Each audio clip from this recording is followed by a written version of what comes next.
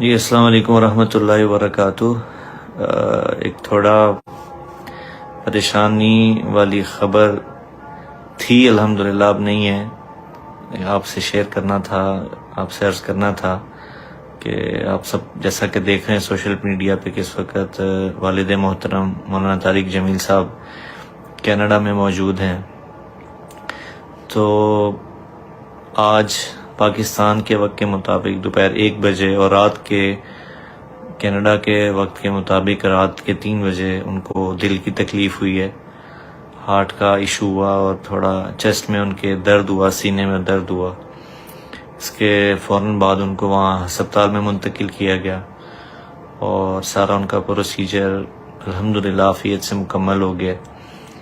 تو اس وقت الحمدللہ وہ بالکل ٹھیک ہیں، سٹیبل ہیں، لیکن ابھی تک ہاسپٹل میں ہیں۔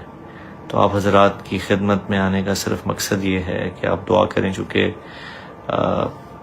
آپ کو پتہ ہے ایک اپنے گھر سے دور ہونا، فیملی سے دور ہونا، ہم لوگ یہاں ہیں وہ وہاں ہیں، تو یقیناً یہ تھوڑا پریشانی کا باعث ہے، لیکن الحمدللہ اللہ کا کرم ہے کہ وہ سٹیبل ہیں۔